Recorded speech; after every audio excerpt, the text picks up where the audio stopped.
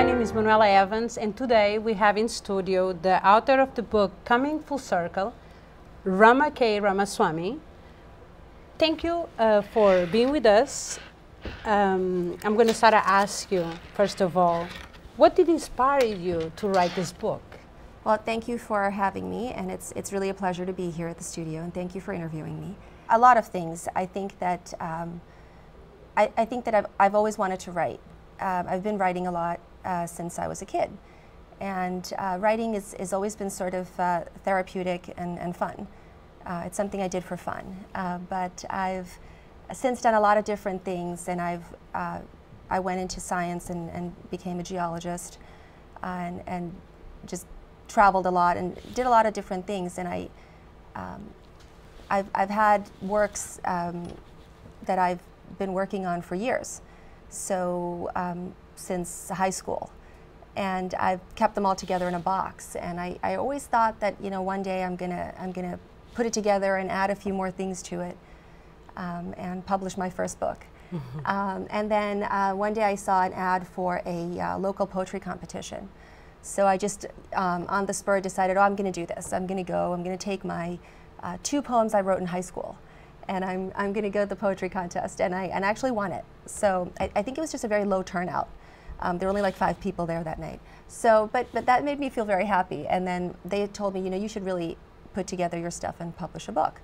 So I said, you know, I think I'm going to do that. So I think it's scary. It's scary to sort of put your work out there. It's like a piece of you being put out there. But you know, I just felt that I really wanted to do it. So it's a challenge. Yeah, and I said, you know, this is, you know, there's no time like the present to just do it. So it looks like you begin to write in a very young age, and you keep it.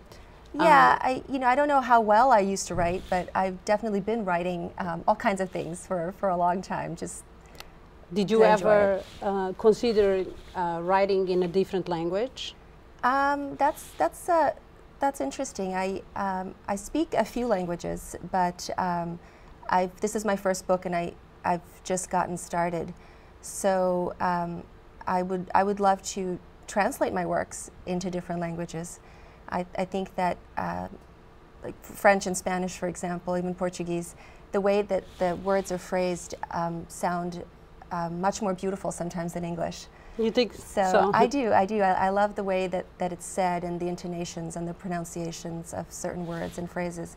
So I would love to have my work translated into different languages. That'd be exactly. When did you first consider yourself a writer? I think to be the word writer for me, it sounds very sort of accomplished and very professional, and I'm not really sure I really consider myself to be quite there yet to be called a writer. This is just my first work, and I'm just getting started. There are many writers whom I love and admire, and I would definitely call them writers. I know that you chose to write these poems and donate all the proceeds to this great cause, for breast cancer research. And why did you choose to donate this to this specific cause and not some other cause? I'm a firm believer in supporting other women. That's a passion of mine that I'm very dedicated to. And when I did this book and I published it, the same month I found out that I have 4 girlfriends, 4 friends of mine, all my age, who are going through chemotherapy for breast cancer. And it just made me feel that if I'm going to put this book out there and market it, I should really dedicate it to a good cause. So that was the one I picked. Amazing. Also because I think that breast cancer, compared to a lot of different cancers, has a better chance of survival and you know, women getting through it. And I wanted it to sort of be a fun, motivational sort of thing for women to read, you know, whether or not they're going through breast cancer or going through chemo, but in general. To be kind of inspirational. So yeah, something light, you know, something light. And most of my poems are usually 1 page, and I try to I try to keep it positive. The title of the book, Coming Full Circle, how did you come up with it? It's interesting. I went through, made a short list for possible book titles, and I started off, my family is very interesting. My mother's a professor of literature, and so it sort of fostered in me a love of reading from a very young age. And I diverged from her path and her trajectory, and I went into science. And I did a lot of technical writing and writing science articles. And then I came back to writing poetry. So in a sense, for me, it's been sort of a completion of something that I had perhaps started when I was very young and didn't realize that I loved to do until now. So that's very interesting. Right. How much of the book do you consider to be realistic? Realistic is an interesting term. I think it's realistic in the sense, in a Flaubertian sense, where you know, the lampshade, the dog, the sofa is all me. But it's also really based on personal experiences of of friends and other people, and other people's stories and people I've encountered, and things that I've done myself. It's a compilation of all those different things. So I would say that it's almost 100% realistic. There's no sort of science fiction or that sort of aspect to it. But I should also say that it is written and formed out of my imagination. So the way I put the words together and word things together in the phrases and sentences, it takes a certain amount of how does one say, art or creativity. So in that sense, from yourself, from your heart. Right. So it may be, it may have some kind of imagination component. It seems to me that it's you write with passion, of course, but it's a little bit emotional also. Do you have a specific writing style? I don't know exactly what I would call my writing style if I had one. I think that well, in science, there's a saying called the minimum publishable unit, because in science, when you write technical works, they don't want to hear purple prose. They want you to get to the facts and explain the data, and write down what you see in your observations and your conclusions as simply as possible. Your own opinion. Right. Well, just reflected from the data that you see, from the numbers that you've generated. And I find that unlike other people in literature, I have a tendency to have my sentences and phrases and poems be crisp and sort of short, and I try to get to the point. And it's sort of a blend of science writing and the world of literature, and mostly a throwback to older poets, not so much modern poets, but the old good ones that we all study, Keats, Yeats, Tennyson, those kind of poets who really wrote with a sense of gravitas and depth and passion to their works.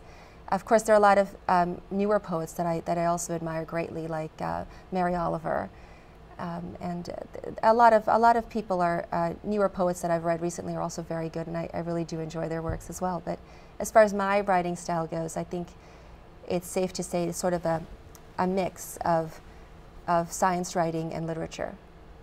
It's sort of a fusion poetry. You mentioned earlier that you were introduced to the world of writing in a very early age. Do you remember your first book that you read? Oh, that's an interesting question. I don't know if I remember the first book. I think it must have been one of those C spot, here's dot, one of those books. But more than writing, it really is reading. Reading is where it started for me, because of my background and my family. We had probably more books than furniture at one point. My parents and I. That's a family of readers. Yes, my family, we moved around a lot, and that's the one thing that we always had is a lot of books. What books have most influenced your life in general? That's hard to say. I'm a reading omnivore. I will read anything. I love the diversity and the range of books that are out there to read. So I will read anything from cookbooks to science articles to Newsweek, The Economist. But I will say that I do love the classics. I love all the works by the Brontes and Jane Austen. So you consider those writers kind of a mentor? I love women writers. I like books by men as well, written by male authors as well. There's no doubt. But I really admire those women who struggled against the norms of society and the preconditions that were laid down at their time to publish under a pseudonym and write what they felt and not be fearful about it. So I really do admire that aspect of women writers. There's also several modern writers that I admire greatly, like Nancy Mears and a woman I recently met, Joan Anderson, and Edith Perlman. Are you reading any specific book right now? I am. I just finished reading Edith Perlman's Binocular Vision, and I'm rereading actually Isabel Allende's book, House of Spirits, which I first read sometime when I was probably 14 years old or 13 years old. And I'm rereading that book, and I'm finding a lot of new insights that I had forgotten or overlooked. I'm also rereading one of Gabriel Garcia Marquez's books, and he's another author that I admire greatly. I love his magic realism style of writing. So your world of writers in an aspect of having a mentor, it looks to me that is wide open and huge. It's diverse. It's diverse. That's amazing. I love it. I can never get enough. I love to read. Are you working right now in a different project? I'm actually working on my next book, which is a collection of short stories, a collection of fiction short stories. So there'll be 3 short stories in the book. So it's a little bit different from this one. It is. It's not going to be a book of poetry. I'm branching into the area of fiction. So we'll see how that goes. Eventually, would you consider writing another book with the same style of this one? I think so. I think so. I have a file, and I always am generating new works as and when it strikes me. And I have a little notebook in my purse, and I have my phone as well with the little sticky pad application. So I'm always jotting down interesting phrases or ideas that I think of during my day, wherever I am in the car or waiting for kids or doing other things. And I definitely have a file of poetry that I just have on my computer. So when that gets large enough, it'll probably turn into a second book of poems. So you always on the work, something. I like it. I like the projects. I like to have 2 or 3 projects at any given time simultaneously going on. So when I'm bored with one, I can switch to the other. It comes natural, like you said, you're driving, you cooking. Yeah, I like the way certain phrases sound, and I have certain interesting thoughts I might hear or come across, I think of, and I write it down, and I put it into something, some body of work later. I just enjoy it. Like anything in life, writing seems to be challenging. I know, I can tell that you're very strong-minded to write, but do you have any other support outside of your family members that give you support to continue with this dream? That's a good question. I would say that I have good girlfriends who I always can call up and talk to, and they say to me, "Oh, don't let yourself get down. Just press on."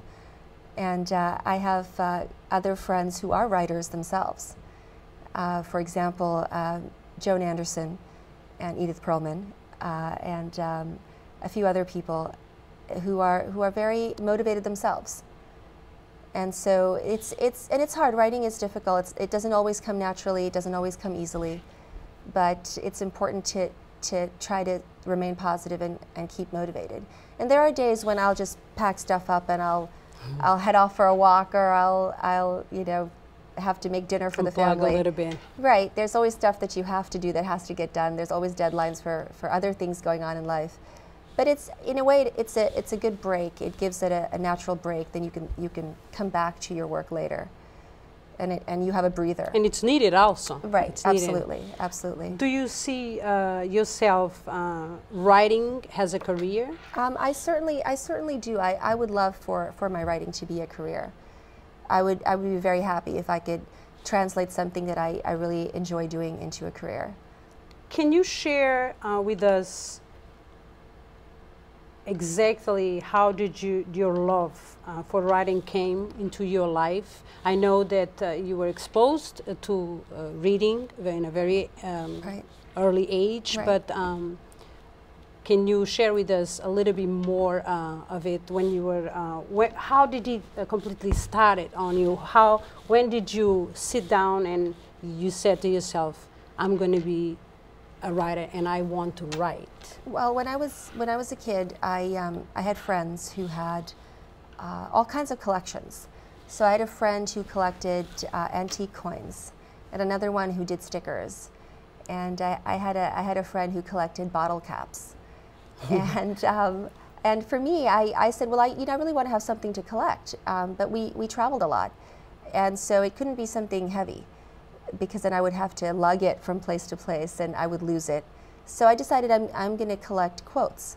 So from just a very early age, I had a notepad and I would write down quotes that I found were interesting, or I'd hear on TV, or phrases from bands that I like, because music is essentially poetry, and I love the lyrics in most of the songs that I enjoy. You must have a lot of quotes. A lot. I have a lot. I have like at least a couple of notebooks for over 25 years of collecting So different amazing. quotes. And I don't usually use the quotes directly in my works, but I do get inspired from them to come up with different ways to phrase my works and my poems. What was the hardest part for you that you find when you were writing this specific book? I think it was two things. It was that I had to have enough poems to be able to be published. It's not. Most people would like you to have 48 poems or 60 poems to bind it into a book, and I think that after I compiled everything, I realized that I was maybe several poems short, and I had to come up with it before the deadline.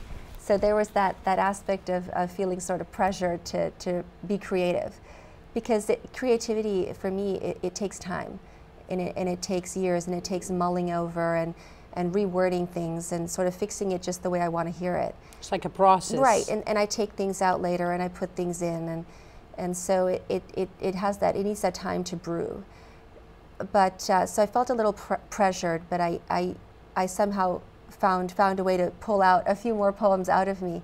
And then there's always the fear. The second thing is always the fear. There's the fear of, did I do it too quickly, and is it not going to sound right, or is it not going to do justice to the other poems in the book, and how does it tie together? And there's also the fear of putting it out there, because, as I said, it's really very emotional, and it comes from a very emotional and passionate place. And if you put it out there, it's like putting out a piece of you. It's almost easier to get dressed and go out and be photographed rather than to sort of put out a piece of your heart for people to read. So it's different. So I was worried. I would say to my husband, I'd say, I don't know if people are going to like my work. How will they perceive it? So because I do try to be realistic. I do try to get in touch with basic human experiences and emotions, and unfortunately, not all of them are always fun or positive or happy. So there's always the dark side that's so much more interesting in a way to explore. And there are a lot of aspects and images of that in these poems. So there's always the concern that will people view me differently after they read what I've written? Because it gives people a different perception of who you are and what you might be thinking than what they knew about you before. And it's been interesting. I have had a few friends come up to me and say, "Oh, I read this poem and I was a little concerned. What's going on with you?" So it's just funny. I just laugh. Your emotions sometimes. Well, we all Right. me reading a poem from you. It might be different from A, B, or C. Right. So, right, exactly, and also it's interesting because it's not always, like I said, it's not always, you know, personally something that I went through or felt, but people I know, and good friends of mine. So it's all in there. It's a mixed experience. Very sensitive subject also. Exactly, exactly. Did you ever consider writing poems for children? I did, but that's a little bit, I have to say, that's a little bit harder for me to do. I think mostly because I don't feel like I'm a child anymore. But I do love works that my children come up with. They're very creative, and I do encourage them to write as much as they can, because it's a nice way to put down concretely how you feel at that specific moment in time. So I was telling my eldest daughter that if she puts together a journal or a notebook and she writes down poems or even thoughts that she feels or experiences, she can always come back several years later and look that up and see how she felt. And it's an interesting documentation of your life. Would you like any of your children to become a writer? I think I would like my children to find something that they're really passionate about. Not necessarily being a writer or a geologist, or other things that parents are or do, but something that they really care about. Because I think if you really care about doing something, you'll do it justice, and you'll enjoy it in the process. And it's a good way to live a life, you know, rather than doing something that you can't tolerate because someone else asked you to do it. So I see through our conversation that you put a lot of your heart into these poems. Did you learn anything about this book? And if yes, what it was? What did you learn from it? That's a good question. I definitely, after I wrote the book, or after I wrote the poems in the book, rereading them, or even just writing them, it was an interesting process for me, because if I hadn't had to really sit down and put my thoughts into a concrete form, and it really helps to sort of understand who you are, where you're at in your life, what are your priorities, what things affect you the most when you're forced to have to write it down. Because usually we think millions of thoughts that run through our heads on a daily basis, but it's really when you put it down in some kind of format that you really feel it more, or you understand it better. So I don't know if that answers the question, but yes. But that's something that I learned more about myself in the process. As you wrote? As I wrote the poems about the books, because the emotions and the thoughts crystallize, and they're on paper, and then you can go back and reread them. And you can, you know, the times have changed, or the moment has passed, but you still feel those feelings, or you remember feeling those feelings. Exactly. Coming full circle, the first time I saw this picture, it gave me a sense of peace and a lot of hope. How did you come up with this title, and did the cover yourself? I actually did that photograph is a photograph on the cover that I took on the beach a few years ago. I also love photography. Very beautiful. I usually take pictures of my kids, but and before the kids I used to take pictures of rocks. So I have a lot of pictures of rocks and just scenery that the rocks are set in the field. So I love taking photos, and this one came out particularly well because it's right on the tip of Massachusetts. It's in Provincetown, right on the beach, and I liked it because the sun is neither rising nor setting, but it's at its meridian, it's at its zenith, and it's a noonday sun, and so that it sort of was very appropriate for the title Coming Full Circle. It sort of fit very well together because it sort of, for me, it says, you know, you are where you should be, and right in the middle of things. In this book, are experience based on someone you know, events, or on your own life? I would have to say all of the above. I've traveled to a lot of different places, and I've met a lot of interesting people. And my family members will say to me, do you have to stop and talk to everybody? and I have to say, yes, I do, because I really enjoy people's stories. Recording some information. Yeah, I love hearing about their personal experiences, and even the trivia, just the little stuff that they go through, and all the interpersonal relations and interactions they have with other people in their lives. So yes, all of the above. They are my experiences, people I know, people I'm close to, people I've met briefly. All together. All together. And it's not always in one poem. It's sort of interspersed throughout all of them. Is there any message on this book that you want the readers to grasp? That's a good question too. I think that there was, I'd have to quote someone far more accomplished and famous than myself. He was a French literary theorist in the 60s, I think 67. He came up with this way of viewing art, literature, and different works. He said that his name was Roland Barthes, and he claimed that once the work is done, it's really up to the viewer or the reader to perceive what it's about and get something out of it. So it's no longer the job of the creator or the author to explain the work to people, but it should really be a matter of the people who view it or read it telling you what experiences they've gained, or what feelings they've felt, or what they've perceived, or what they've gotten out of it. How did you get there? Once you put the book out, do you have people contacting you, writing to you? I do have, it's available on Amazon.com. If you look it up, it's under my initials, RKR. And if you look it up, you'll see that there's a place for reviews. So I've had a couple of my friends post reviews and about what they thought about the book. Also, I do have people phoning me, or people that I randomly bump into, maybe at the grocery store. They'll stop me and say, hey, you know, I read your book and I thought this or that, or I read this poem and I like that poem the best. So it's fun. It's nice to get feedback. And I do get a fair amount of feedback on it. So it's been very interesting. It's been very educational. So if tomorrow I decided myself to write a book, yes, which I think is, what advices would you give me? I would have to say I'm really not. This is my first publication in literature, so I would have to say that I'm not really experienced, or I'm not considered. I don't consider myself to be such a writer to give advice to other people. People have to do what they think is right. But I will say, if I had to say something to other people wanting to write a book, I would say that just to go ahead and do it and not be afraid to do it.